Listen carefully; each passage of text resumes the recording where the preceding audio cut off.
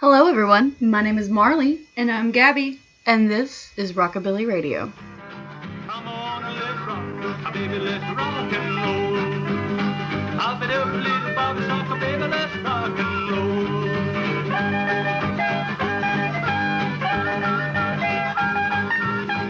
We changed our names for the following reasons. Public embarrassment from friends and family. Future job opportunities, because it's funnier. It keeps us safe. No, really, this may end us. They will never shut up. Alright guys, so we are talking about people in history today. I have chosen an old guy, and I have chosen some random serial killer from the late 1800s. there are so many of those. I don't even want to know where to start, so I guess I don't get to know. What do you want me to tell you? I mean, if you want to, you Okay, can, so- but I would also don't mind being surprised, so Okay. it's up to you. Okay, so I don't really know how to say his last name because this dude is like German. Yeah. But his first name is Peter, and I think his last name is said something like maybe Curtin. Pretty sure it's Kurt. Oh, I know who that is.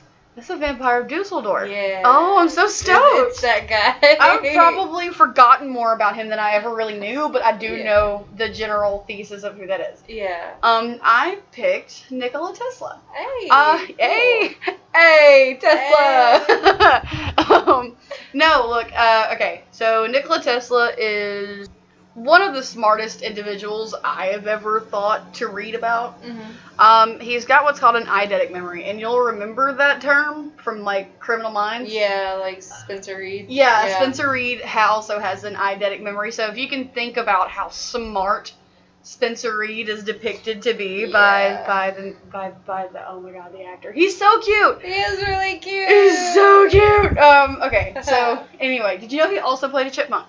I did. I did. I've always wanted to like hear him sing, like actually sing. Oh, but they slow it down. And, Yeah. like, tighten up the They do voice. all kinds of sound engineering stuff Yeah. that we probably should figure out at some point, to be I'm honest. sure they have like a YouTube video of him singing somewhere. Probably. But anyway, so he's got this eidetic memory, and everyone's always known that Nikola Tesla was very intelligent, but his dad, I don't think they really explained why, but he never really supported Nikola Tesla going to college. He didn't really like the idea, and I think it was more of a manual labor kind of thing. Yeah, He was a blue collar guy. I mean, I don't really know if they have blue collar guys in Croatia, but I assume. Yeah, I would assume more along the lines of like his father was one of those types of guys that were like, you need to like grow up, get married, have a job, you know, and support your family. And Yeah, just, exactly. He thinks he needs to start the family now and yeah, stuff like like that. But college is for like college is for wieners. Jesus Christ, we're gonna put that on a T-shirt. college is for wieners. Hey guys, college is not for wieners. Go to college. But anyway, so in the end, it really didn't matter how he felt about it because Nikola Tesla was so smart in school that they didn't even notice. They gave him scholarships pretty much immediately because he could do calculus in his head in like the 6th grade. Right. So it didn't really matter what his dad thought. He went anyway. Yeah. And whenever he did, he was doing really super well, and he was always commended by his peers and by his professors and such. But then, like anybody else, really, he had a bit of a fall. I guess is what you'd call it, because he was doing really well, and he was going to take one last final, but then he got addicted to gambling. Oh, that He is did. not good. Yeah, and we all know what addiction's like, so Yeah. it was a bad time in his life, I would imagine, but Yeah. he gambled away his entire life savings. He gambled away his scholarship, he gambled away everything.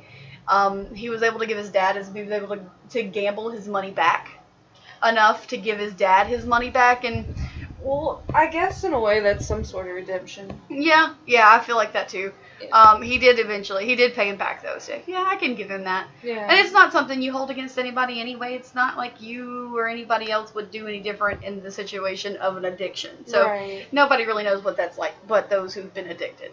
Mm-hmm. But anyway, the idea was that he was going to pay them back and then disappear. Mm-hmm. And he left so suddenly from Croatia that there are still people there who they're not now, I'm sure. But there were people at the time who thought he drowned. Oh shit. They just thought he wandered into the water one day and just fucking-peared. It's like, bye guys. We've I'll never see you seen in a the boat. next life. What are boats? Who knows what even boats are? boats? No one knows what boats are. But he moved so quickly that no one really realized that he was even gone. And whenever they did, they thought he died. Yeah. Which is kind of funny, but also a little sad, to be perfectly honest with you. Yeah. So no one really knew where he went, because he went so suddenly. He cut ties with all of his family. Mm-hmm. And whenever he moved to the United States, everyone's always said that he only had 4 cents in his pocket. Oh. I don't really know what that's relevant, other than, we know, broke. Yeah. But, I mean, know. at least it's 2 more than his own 2 cents. That's true. I can't be mad at that. 2 more than your own 2 cents is all anyone can really ask for, Gabby. But anyway, but he pretty soon after getting there decided to take a job with Thomas Edison. Of course. This guy. Yeah, Thomas Edison, the inventor of the light bulb, right? Yeah. Right. Right. Yeah. Right, Hey. right. Was he really? Sure. And that's what we're here to discuss today, folks, because Thomas Edison fucked Nikola Tesla harder than anyone else could have possibly in that man's life. I know that he lived to be 85, but Thomas Edison fucked him raw. Look, like, that was rough, man. And I'll go into more as to why, but I really just want to express my anger at what Thomas Edison did to Nikola Tesla. If Nikola Tesla could have been, like, this, like, supreme sexual being and, like, liked it up the ass, he still could not have gotten fucked any harder than what Thomas Edison did. He could not have. He really fucked him up, man. It was rough. From all accounts, in any case, he told Nikola Tesla. Mm-hmm. And I guess I kind of get this and I kind of don't, because being Southern, that's a thing that we do, and this is a thing that we do a lot. Right. He told him, he said, I will give you the equivalent of $1.5 million to go and fix all of my DC electrical units that are spread out around town. At the time, as far as Thomas Edison had ever gotten, were small building, like relatively small buildings that were usually brick, and those could power, the line coming off of those could power about, I think it was like, 6 or 7 houses down, but because he used DC, and I'm going to be real, guys, I don't know the distinction. I think I do. I kind of remember the words, and I do have it in my notes, and I'll put it in the show notes as well. But he was powering things with DC at the time. Right. And DC was good, but it wasn't nearly as powerful as was needed.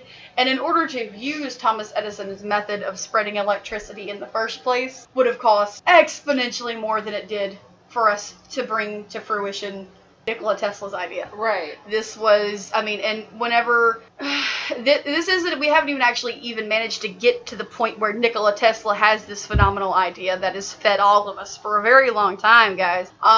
He told him to go fix all these things. He told him he'd give him all this money and that he'd do it. And Nikola Tesla being, not from here and not really understanding the colloquialisms, didn't understand that Thomas Edison was joking. Mm-hmm. And now, granted, a lot of people say that he wasn't joking and that he, in the end, actually did screw him over just to get some free work in. And he offered him a $10 in today's money raise instead of the $1.5 million that he worked his ass off for. Fuck that. No. Yeah, royally, man. Especially, even if he didn't understand it, it doesn't matter. It was still supremely fucked up. And if someone in our time had done something like that, I'd like to think they'd be in a lot of trouble. Oh, God, yeah. Yeah, because, no. Nowadays I'd like to think that we'd be able to put it into writing, or like think to put it in writing. Back then they may not have thought about it. You never know. But I do know that, man, that's got to be rough. It has to be rough. I mean, it's not something I would ever want to go through. And Thomas Edison, everybody has this image of Thomas Edison, I think, as this father of electricity. And I mean, well, no, I guess actually Albert Einstein's the father of electricity, but not in my mind. Nikola Tesla's got to have it, because he's once we get further into the story, you'll understand why I said that. But he told him that if he could make those more effective, then he'd give him $1.5 million. He did not. He offered him a $10 raise instead, after Nikola Tesla had already come up with this phenomenal idea of AC electricity. Now, the AC electricity, like I said, I still don't know the distinction. I know that there's a difference, but essentially the DC goes through the power lines in short bursts. It just kind of goes through, and because of that, it peters off at the end. It's a continuous chain. Right. So it just goes woof, woof, woof. I know you guys can't see my hand signals. It's hard to explain.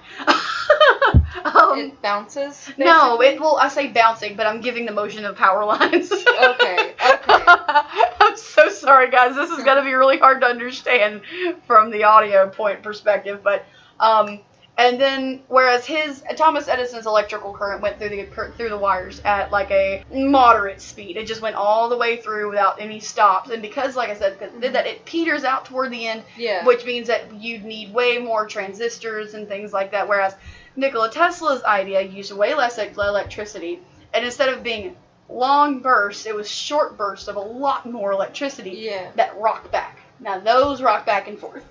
Okay. And that's what keeps everything energized, and you need way less material to do it, is the way that it was explained to me. And whenever he did this, Nikola Tesla was so angry that he left that job entirely. And I have really good news. As it turns out, he gets a little bit of vengeance. Ooh. So, yeah, man. Hey. Get it, bitch. Get it. It's a bad bitch party. You cannot get in. So, there is a competition of sorts between Thomas Edison and Nikola Tesla to win J.P. Morgan's money. Oh. J.P. Morgan, I don't really have to go into who that is. We all know who that is. Influential man. Yeah, super richy man. Yeah. That's like, I'd say a good portion of our nation's wealth goes to that motherfucker right there. But he's super dead, so whatever. Buy money, who cares? Anyway, J.P. Morgan decides to go with Tesla's idea. So Tesla wins the right to power the World's Fair. I don't know if you've ever heard of the World's Fair. I've heard of it, but I'm not exactly sure what it was. To the best of my knowledge, and I didn't really research, I'm going to be really honest, guys, this is our first episode, so we're still kind of getting the brakes on this thing, okay? But I didn't really look it up, but essentially it's a fair that is, it's huge. It's huge. It's huge. And he gets to light, and look, he gets to light the entire world as well as the World's Fair. So is the World's Fair more like, like the carnival type fair where you have like the different rides and stuff like that? At the time, yes, I believe. Okay. It was a lot, okay? All right. And you also have to remember that until this point, people had gas lamps, people had candles. Yeah. They had gas-powered stoves. I don't think they had gas. No, they didn't have gas-powered stoves. They had wood-powered stoves. Yes, wood. They didn't have electricity at all in their homes. So imagine not ever seeing anything brighter than an oil lamp.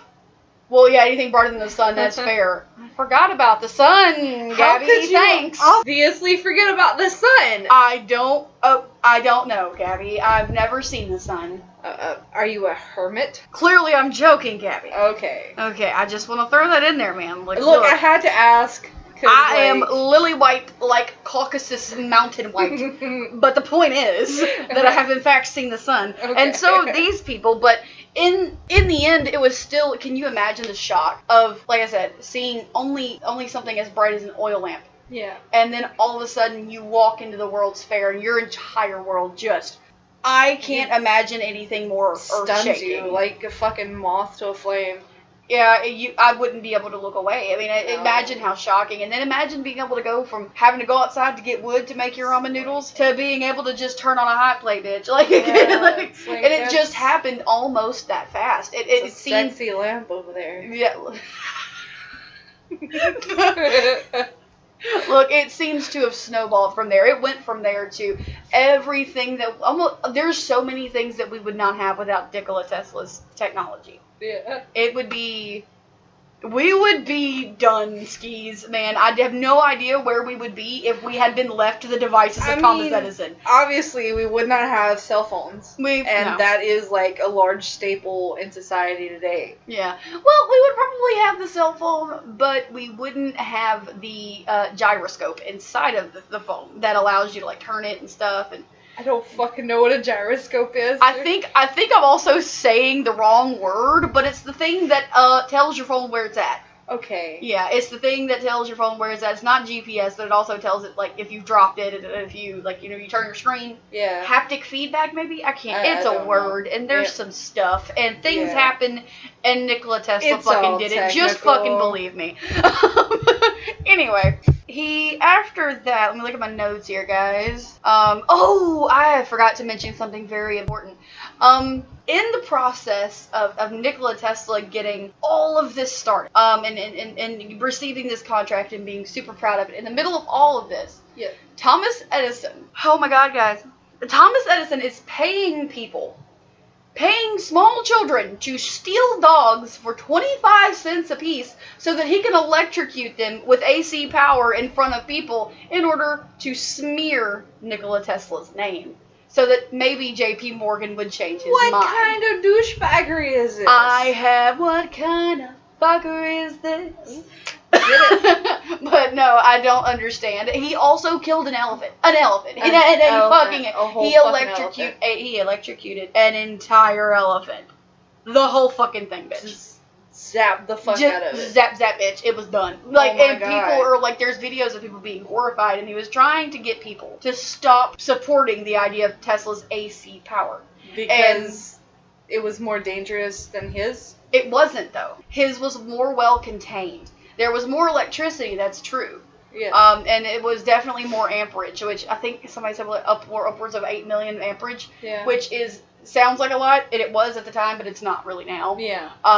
It's not that much more. It's a decent amount more than what Thomas Edison had, but was using at the time. But the way that Nikola Tesla was able to put all of it together, I would assume, just made it more. It was much more muchier. It was just super way more effective. It was like night and day between the two. And there was no way that killing that many dogs or even an elephant was really going to derail that process. Because J.P. Morgan, bitch, he saw money signs. Yeah.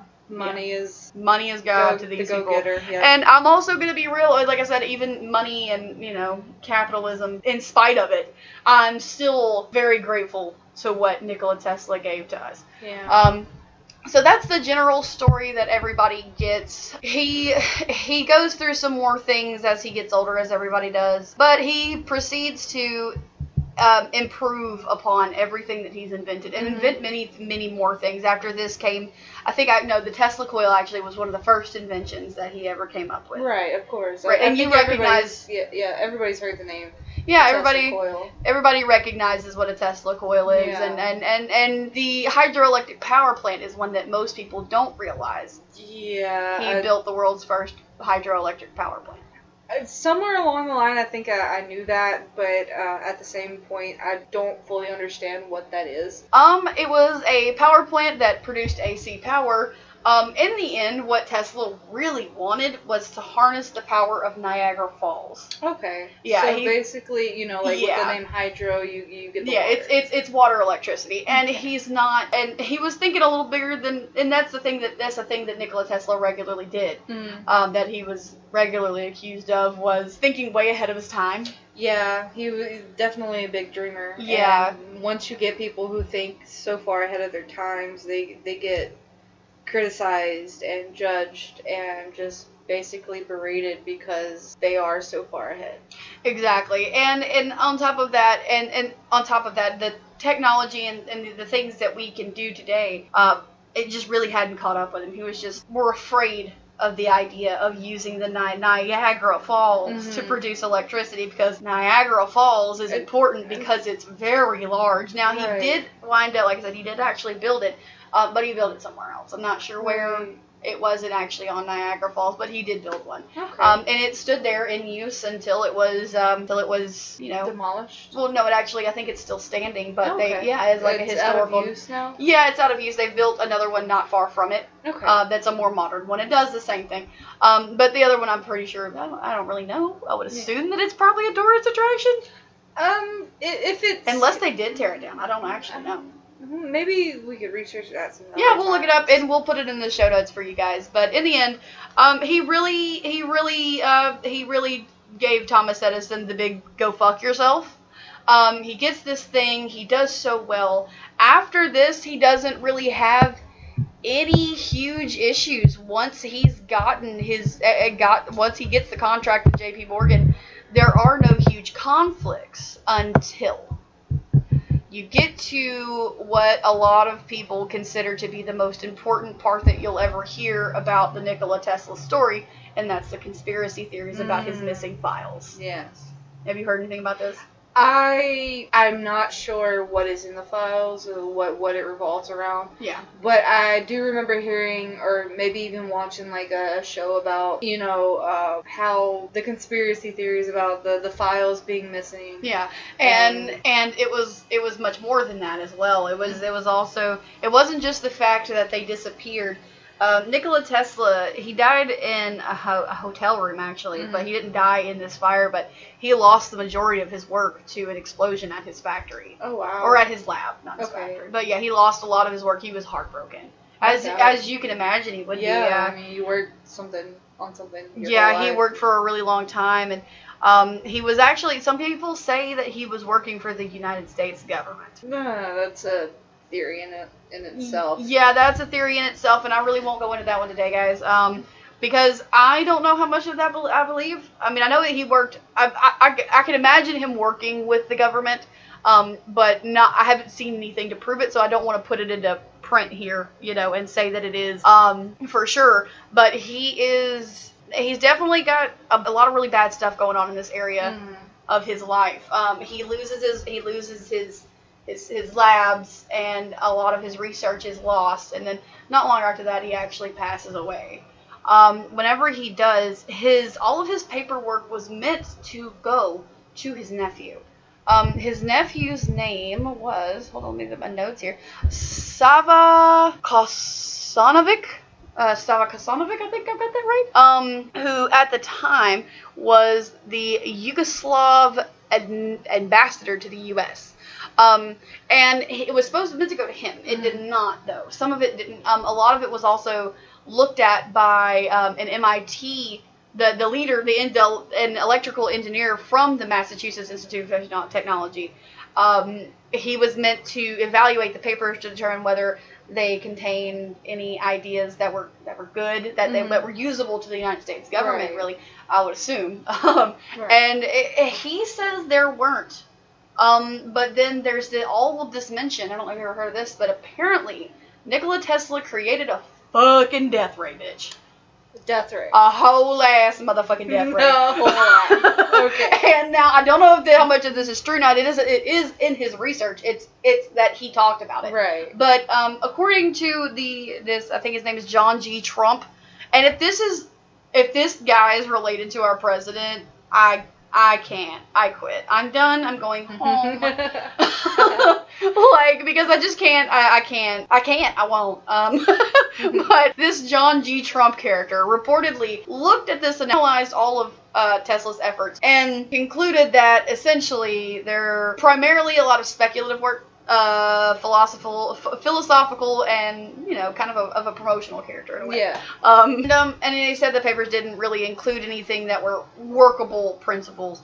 And now, granted, I don't know if I believe that. Mhm. I really don't believe that. I'm gonna be real. I'm gonna be honest. I don't. It sounds fishy. There's no way that somebody like Nikola Tesla has all these notes and you found bullshit. Yeah. That's literally not possible. Unless he has secret notes stashed away and you found the wrong notes. That's entirely plausible, too, because, like, I mean, maybe... And he did lose a lot in that fire. Yeah, maybe the secret notes were in the fire and, like, all of his, like... Or maybe Nikola Tesla actually found a way to make sure that it went to his nephew in a way that we... And the thing about somebody like Tesla is that you don't know. He was so incredibly smart that there's no way that any of us could possibly really know. But what happened? Like, he could have finagled this, and there's no way we would have known. That's very true. And I mean, I'd like to believe that that's how it happened.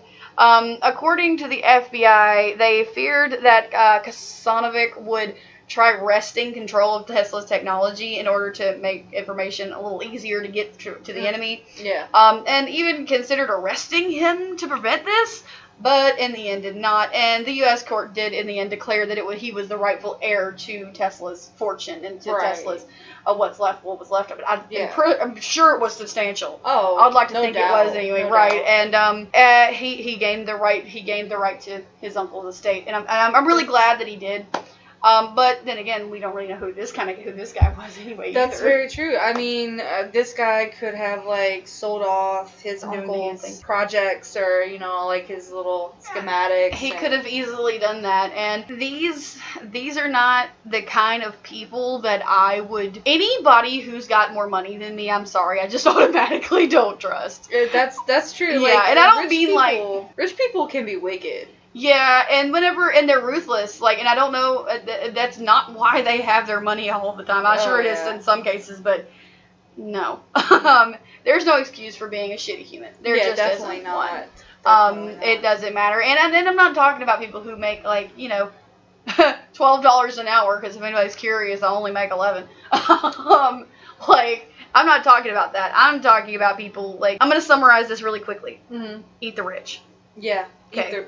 Eat the rich. Eat the rich. Eat the rich. You need some Tony Scherbergus. I don't know if anybody's going to get that reference, but I get the reference.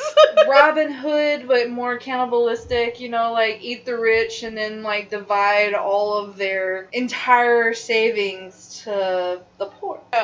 And bam, guys, with that, we've saved all of the world.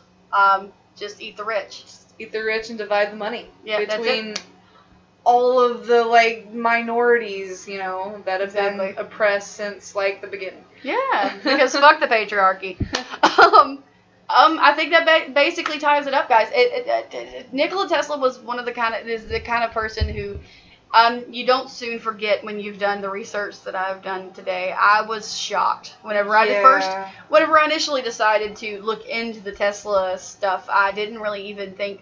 I knew there would be some stuff there, but I didn't really think it would be creepy, but a death ray? Yeah. A death ray. A whole ass death ray. A real death ray. And then look, there's video evidence of them putting his technology to work and it working. Really? Yeah, I said that. There's videos. I'll put it in the show notes. Hey, by the way, I know I've said I'll do that 3 times. I know I will, but I do in fact have to figure out how.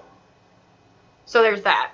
But I think that draws us to a conclusion. I think I am done with my side of the story. I think it's your turn. Okay. Are you stoked? Well, yeah, very stoked.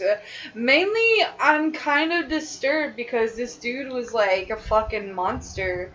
And to even, give voice to all of these awful things that he does, or he did rather, is mind-blowing to me. I can imagine. So, okay, to start it off, I guess we'll go to, his early childhood. And this guy was born in Germany. He had very abusive parents. His father was, an alcoholic, and they lived in a 1-bedroom apartment. That's pretty typical. The kicker is that, they lived in this 1-bedroom apartment, and not only did his parents and himself live there, but he also had 13 other brothers and sisters. In a 1-bedroom apartment? In a 1-bedroom apartment. Were they sleeping in the refrigerator? I mean, I'm not quite sure. It didn't really go into details when I searched this stuff, but I don't want to say said I'd be a psychopath if I had 13 siblings, but bitch, I might be. I mean, if you're having sex that much, there's literally that one sperm that's gonna catch that is just fucked up. And congratulations, guys, you have learned that the vampire of Dusseldork was the fucked up sperm. The very fucked up sperm. And he was like the third child out of all of the 13 of them, and he was the oldest son. Oh my god. So, he had to put up with a lot, man. Oh, he did. And that doesn't excuse anything. No, not at all. And I'm not really sure for the way you talk about him, I'm sure there's going to be a lot to try to excuse. Look, there is so much that this man has done. That's and horrifying. Most of it is the most morbidest shit I've ever seen in my life. The most morbidest. The most morbidest. I don't care about grammar right now. Shout out to Morbid, a true crime podcast. We love you guys. Yeah. Ashley and Elena. Okay, so because he was the oldest son, his father would basically target him the most with the abuse. Yeah. And you know, it got so bad that he would actually run away from home and stay gone.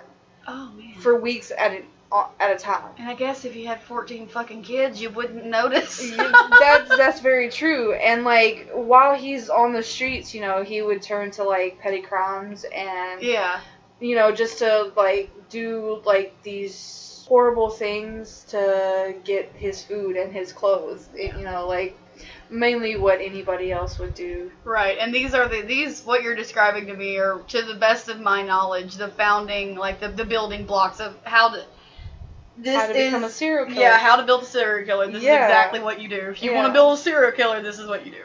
And like, okay, I use the shit out of your kid and make Jiminy. I even totally understand, despite the whole like 13 other siblings things, why he would want to run away, because there was this one instance where his father, you know, like while drunk, had ordered his mother to perform sexual acts with him in front of his children. Oh my god. All of them. Like he would group them all together in one room and then have sex with her. Are you fucking kidding me? I'm not kidding you.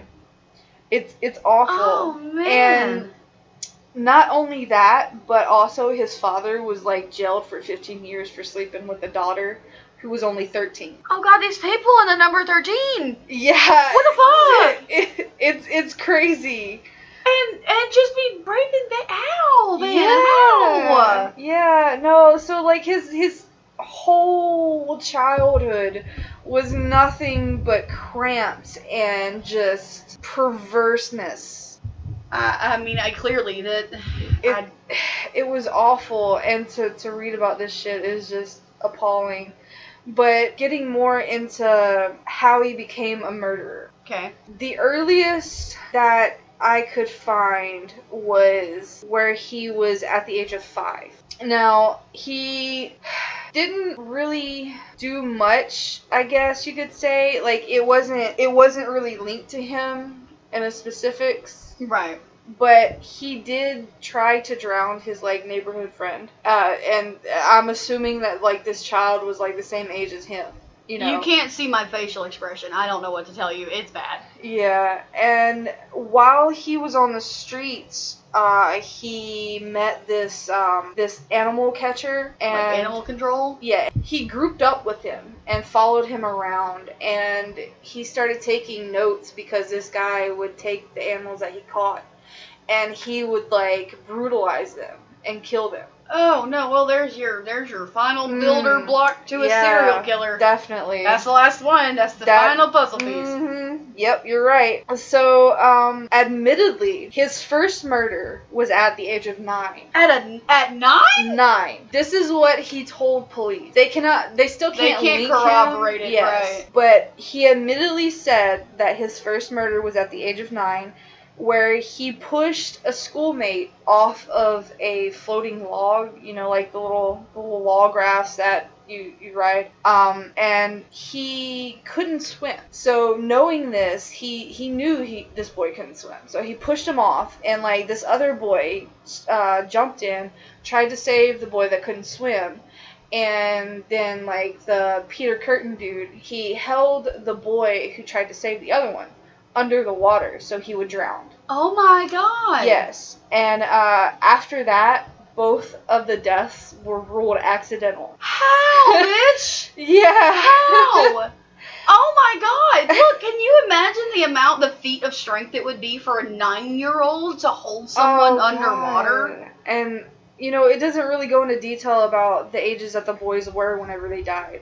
So I can only imagine, like, if one jumped in to save one, I can imagine that would be an older boy. Yeah, exactly. So I mean, you've got that and a 9-year-old. That's like stupid strength. That's goddamn. That's one of those things that you just don't describe. That you can't really describe. Yeah. So as he's growing older, he's getting into puberty. Like he's having the puberty problems, The puberty problems. So bitch, I'm still having the puberty problems. Yeah, he's starting to figure out that he's getting sexually aroused by women and stuff like this. So he tries to have sex with this girl, but she wanted to fool around. But he wanted to step up a little bit. He actually wanted to go full ham. She wanted to fool around and he wanted to fuck. Yeah. And that sounds pretty typical as well. Yeah, she didn't want to fuck. So after being rejected, he started getting into bestiality. He would fuck like pigs and sheeps and dogs and whatnot. And in the process of reaching an orgasm, like right before he climaxed, he would stab them repeatedly. Oh my god. And he claimed that during the stabbing part was when he reached peak orgasmo? Yeah, basically. God. Like that's exactly what set him off. Like what? Are you kidding me? Yeah, no, I'm not kidding. Oh my god, you better be glad I'm too tired to get up and walk away. I would leave you in here with this podcast alone. It's rough. This is rough. It gets worse. Oh, God, that's not even the tip of the iceberg.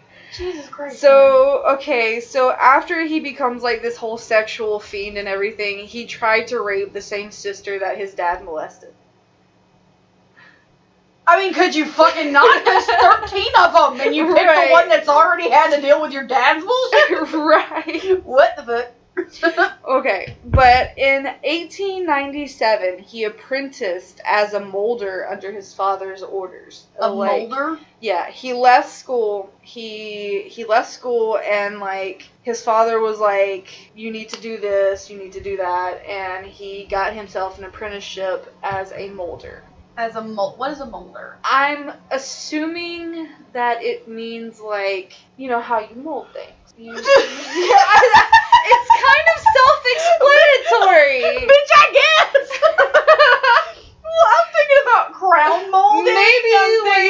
Maybe like pottery or some shit like that. Yeah, but that's called pottery, Gabby. That's true. Okay, but I didn't really search what the fuck a molder was. Fair. I wouldn't have thought to search what the fuck a molder. I didn't search what AC power was. So. But okay, so like 2 years after he started the apprenticeship, he took all of his boss's money and then he ran away. Oh my god.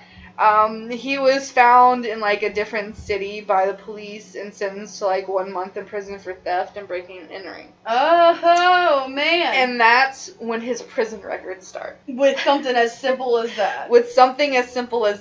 And okay, in his confessions to the police, like his first true murder that they could actually link him to was in November of 1899, where he picked up this 18-year-old girl, took her to a separate town, engaged in sex with her, and then strangled her.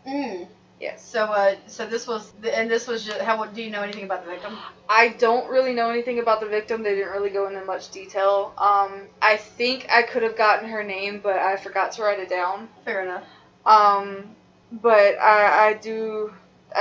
that's all I really know about that girl. Fair enough. That's horrific. It is. It really is. Like, imagine being 18 years old and just your life is snuffed out in the blink of an eye. And from a mother's perspective, it's hard to imagine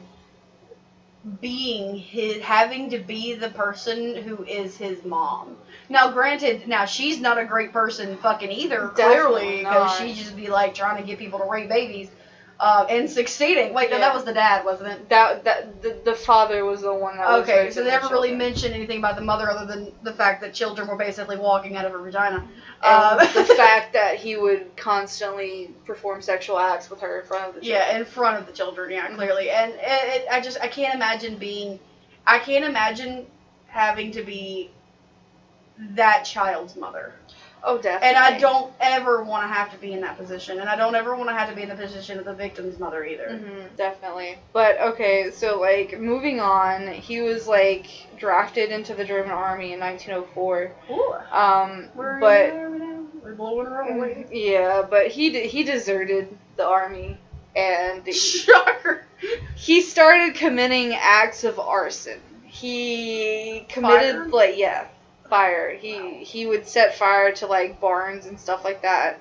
And altogether, he committed, like, 24 acts of arson.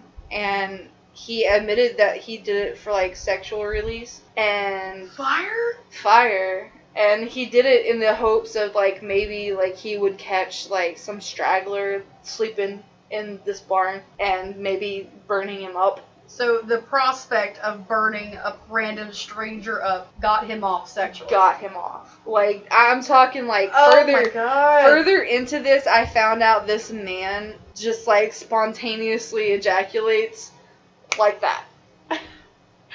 I will go into further detail. But, Is it Sparky big time? I know, right?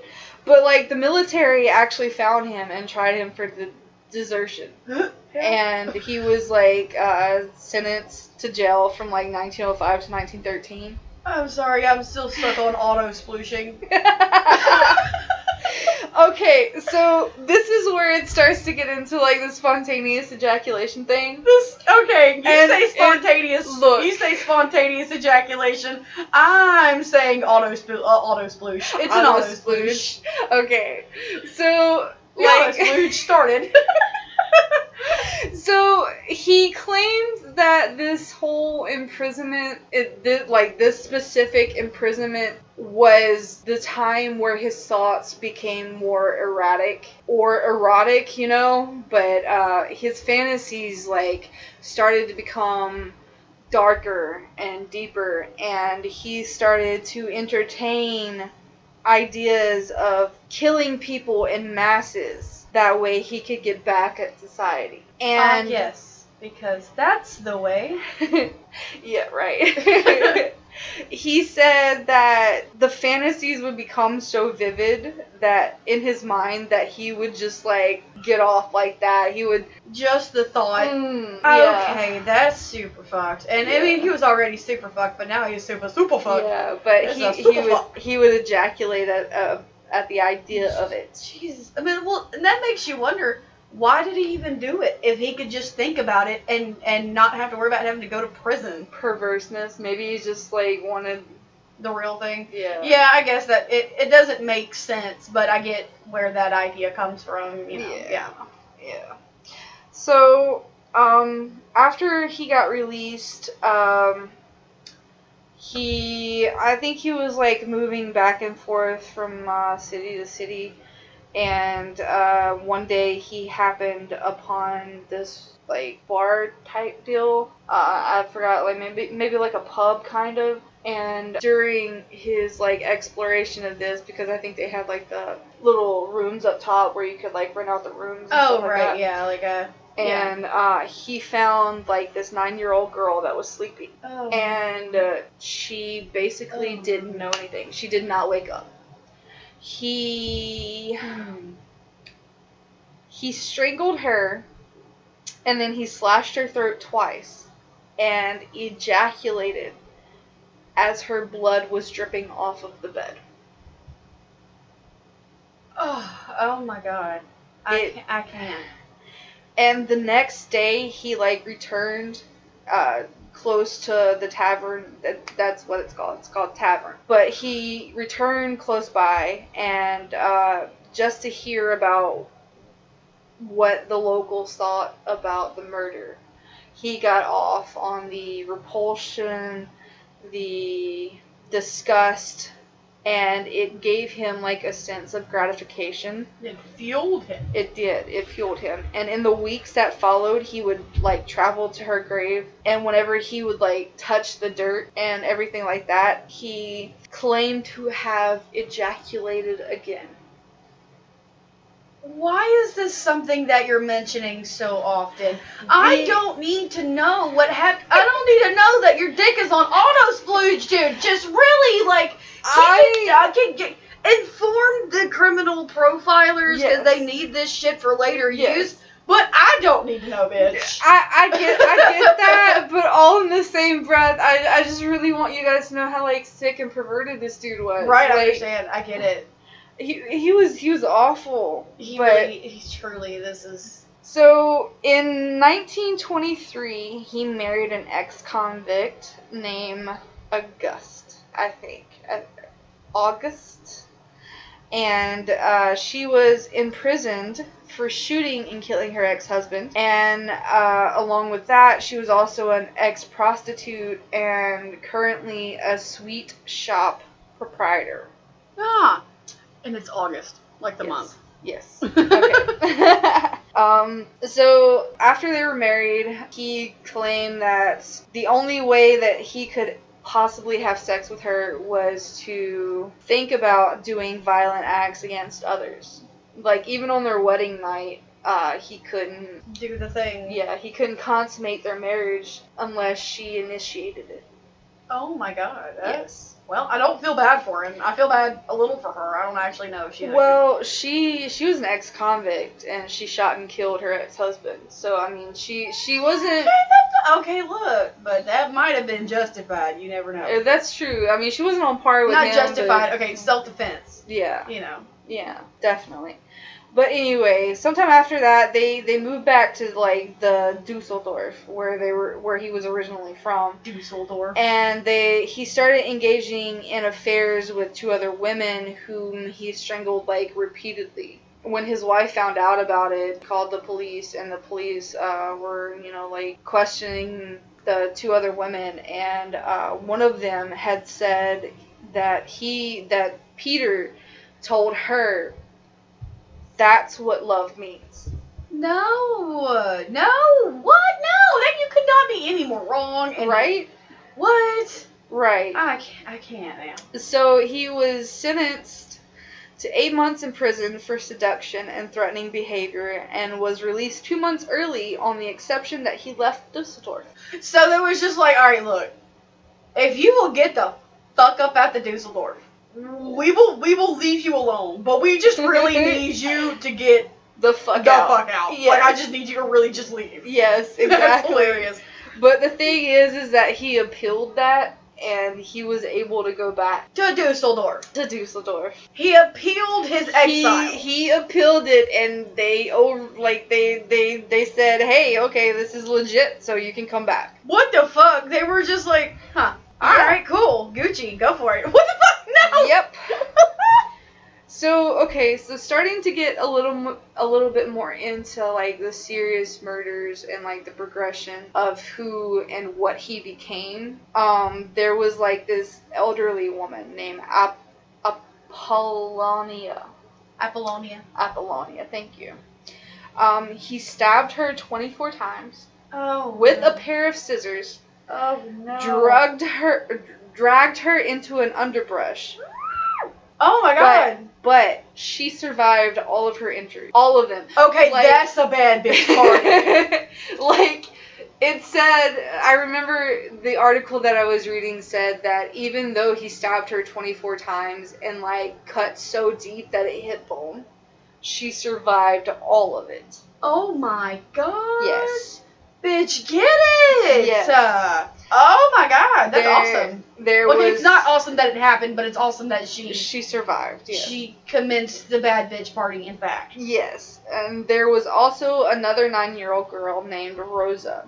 She was strangled into unconsciousness before he stabbed her in the genitals. Oh my god, no. In the stomach. Oh no. The temple and the heart with the pair of scissors. Oh, poor baby. Oh no. He ejaculated again, but this time he inserted it into her vagina. He hid her in a hedge and then came back later to set her on fire. I proceed. Whoa. Okay. The next one was a 45-year-old mechanic, and he stabbed this guy about 20 times around the head and the eyes and the back. And after the body was found, he gave false information to the police. Like, he came back to the crime scene and he talked to the police, and claimed to have put voice to a conversation on the telephone where he had heard all of this stuff and just like totally misled the police about this guy. Wow. About the murder of this guy. It's not like they didn't kick this dude out of their town entirely in the first place and they just believed him? Yeah, they believed him. Why? They believed him. How? I don't understand. Why would you believe that? I don't even know. I mean, there's no way that they don't know what this dude's about. It's just not possible. I mean, somebody knows. You would think that they would have some kind of clue as to the guy that's doing all of this shit, and then like not having a motive to lie to the police.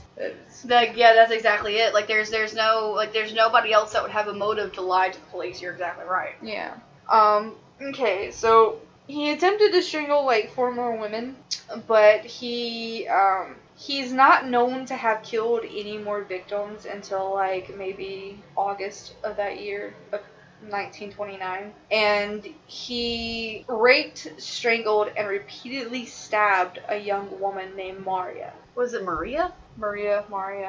That's Maria. Okay. I love you. I like the way Maria said. Gabby is my favorite human. Okay, so he took her on a date, and then like several hours later, he lured her into a meadow, and he killed her. In a meadow? In a meadow. No, man. He said that this lady had repeatedly pleaded with him to spare her life as he strangled her, stabbed her in the head and the chest, and sat astride her body, waiting for her to die. She died like 1 hour after this. Oh, so she suffered through the whole thing. Oh, I can't. Oh, I can't. I can't, Gabs. I can't.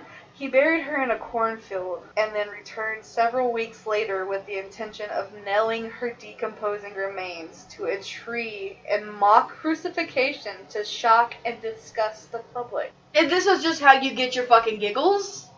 This is just like, bitch, watch a soap opera. I get it's the 1920s. Watch one anyway. I don't know what to tell you. It's not my problem. Stop fucking Whoa, God. Ow, my brain hurts. Okay. But he didn't actually complete the act. What do you mean? He returned to her corpse, to a grave, before embracing and caressing the decomposing body. So he held her in his arms and just loved it.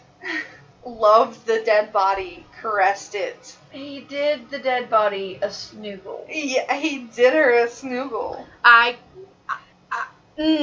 Oh, no. And then, like, just the disrespect. This is like a quote. Well, not like a, well, okay. This is like a quote from, like, the resource site that I was on. He said he went to the grave many times and kept improving on it. And every time he thought of what was laying there, he was filled with satisfaction. Satisfied that she was dead, or maybe the fact that he did this to her. How? Okay. So 3 months later, he wrote a letter to the police and confessed to her murder, and told them where she was buried. He also drew like a map describing the location, and eventually her remains were found. Oh, God. You did say this was in the 1920s, right? 1920s, 1930s, somewhere around there. Oh, man. So after all of this, he basically changed his motive to murder weapon. He went from scissors to a knife. He upgraded. So he's evolving at this point. He is evolving at this point. And in August, Curtin randomly stabbed an 18-year-old girl, a 30-year-old man, and a 37-year-old woman in separate attacks. 3 days later, he was walking home from fairgrounds, and he observed like 2 sisters and gathered them and was like telling them that, you know, promises of like money and cigarettes and stuff like that. So he sent the older girl off on an errand, and he took the younger child, which her name is like Gertrude, and he took her and grabbed her by the neck, pulled her up off the ground, strangled her into unconsciousness before cutting her throat and discarding her body in a patch of runner bean. Oh my god. When the other sister returned, he strangled her also, but he stabbed her in the torso and pierced her aorta. Oh. He Oh. also bit her and cut her where he could suck the blood from her wounds. That's where And the term comes from. The vampire of Dusseldork. None of the girls had been sexually assaulted, but they suspect that the older girl had tried to run away because there were like footprints found separately, like close to her body. Right. So after the little girls, there were like 2 more attempted murders where he kind of upgraded to a hammer. So is that really an upgrade? I guess it depends on whose perspective you're looking at it from. I guess that's true. God. I mean, a knife is more sexually explicit. Yeah, that's a clear sexual crime. Yeah, a hammer is more like blunt and That's violent. Yeah, that's You less wanna sexual bash and more somebody's violence. brains in, yeah. Right. So on September 30th, he found this 31-year-old girl named Ida, and she accompanied him to a cafe, and at a local river, he repeatedly hit her in the head with a hammer, and he raped her before and after each strike.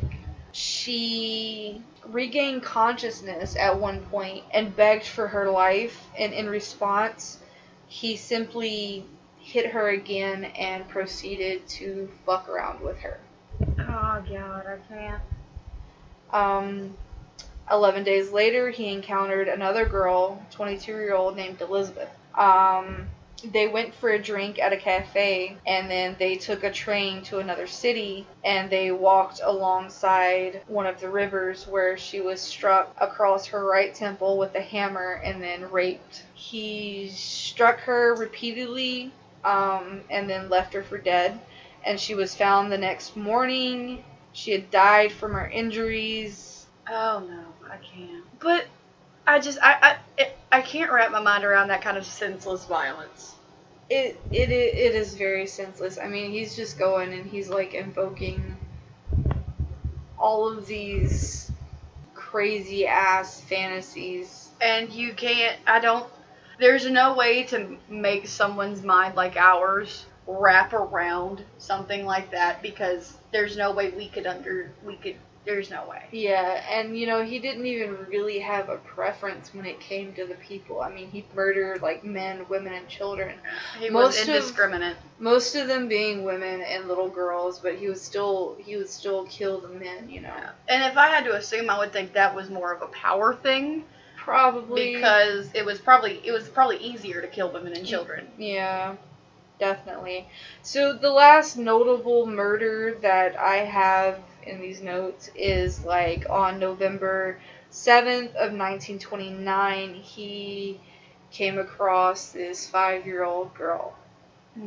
Her name was Gertrude Alberman. He persuaded her to accompany him to a section of deserted allotments, where he seized her by the throat and strangled her, stabbing her once in the left temple with a pair of scissors. And when she collapsed to the ground without a sound, he proceeded to stab this child 34 other times in the temple and the chest before leaving her body in a pile of nettles against a factory wall. A 5-year-old. There's no words to describe how that makes me feel. There's not. I have a child who's 7. Like, I can't. I don't know. Oh, just keep going. It's awful. So I'm not really sure how he got caught out of all of this. I guess I haven't really searched that far. But he did stand trial, and he was charged with 9 counts of murder and 7 attempts of murder. And he pleaded not guilty by reason of insanity. That was a severe cop-out, because they got, like, investigators in to, like, kind of see where his mental status was. To see if he was fit to stand trial. He was completely aware of his actions the entire time he killed somebody. He was sane. Well, not... Right. He was considered aware of all of his property, like his faculties. He wasn't crazy. He was just evil. He was, ugh. He was just disgusting. There's Yes. no other way to describe that.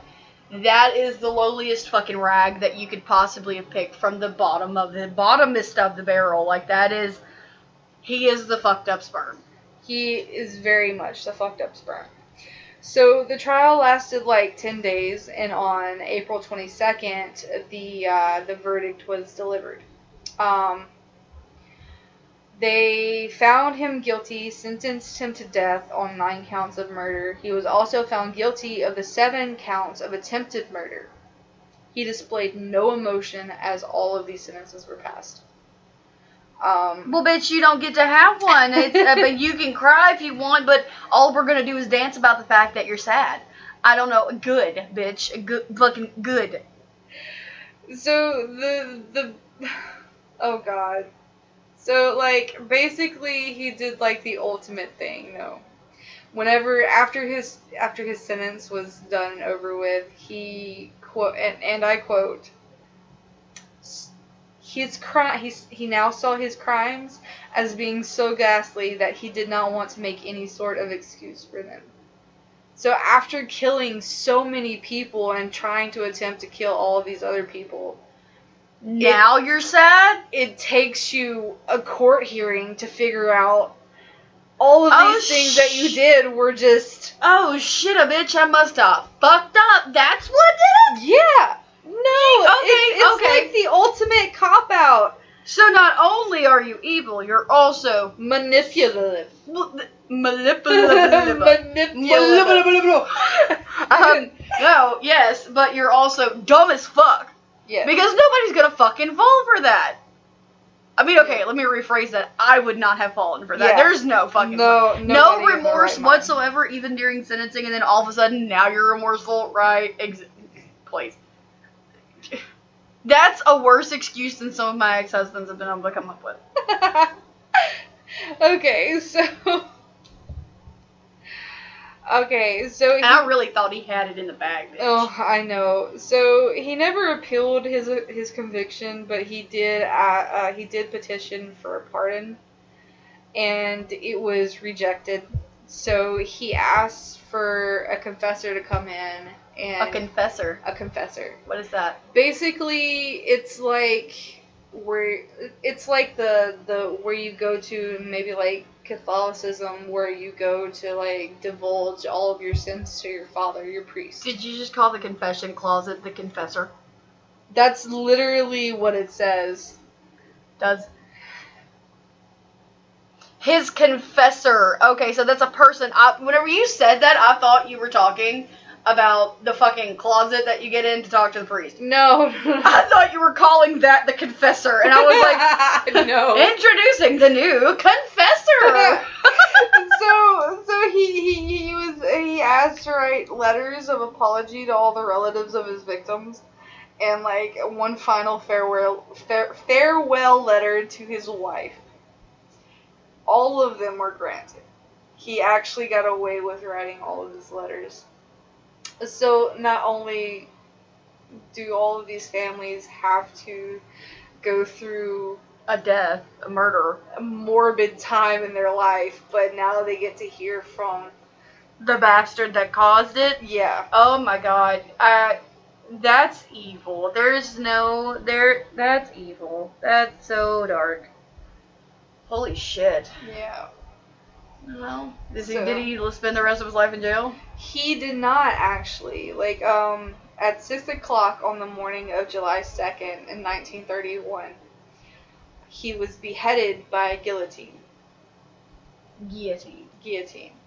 My bad. Fair enough. You read it. Shortly before his head was placed on the guillotine, Curtin turned to the psychiatrist and asked the question, "Tell me, after my head is chopped off, will I still be able to hear, at least for a moment, the sound of my own blood gushing from the stump of my neck? That would be the pleasure to end all pleasures." And when asked if he had any final words, he said no. Yes, you did. They were, "Can I get off to the sound of my nut? My nut. Can I get off to the sound of my blood gushing out of my neck as I die?" Yeah. Those were your final words, motherfucker. And they weren't real good ones. You weren't doing great. That was, you're not even really eloquent. That was just sad. Yeah, it was. I mean, this dude was a heinous individual. That is unfucking fortunate. Well, guys, I think, does that draw yours to a close? That is the end. That is all about Peter Curtin and his victims. Wow. Oh, man. The Vampire of Dusseldork does not deserve to exist. Oh, wow. Oh. History is a much sadder subject with a man like Peter Curtin in the world. Yeah, it absolutely is. Alright, guys. Well, we're not going to end the podcast just yet, actually. We're at an hour and 12 minutes, and granted, we're probably going to edit some of that down. But we actually wanted to give you a little bit of a synopsis of what this show is going to be. Hi, everybody. This is post-editing me. So, in the process of making this, we have changed the title since we originally recorded the episode. And we've changed the format of the show, so I'm having to give you a new end piece for our first episode. I think we can survive this one time. We have decided that this is going to be actually a bi-weekly podcast. We've decided that we are going to choose people and places and things. And on the last episode for the 2-week lapse, we will have maybe a creepypasta or a listener episode. If we get any listeners, if we don't, we're happy either way because we think we're funny. But we would just like to tell you thank you if you've listened this far, and we hope you really enjoy this podcast. Come on, let's rock, baby, let's rock and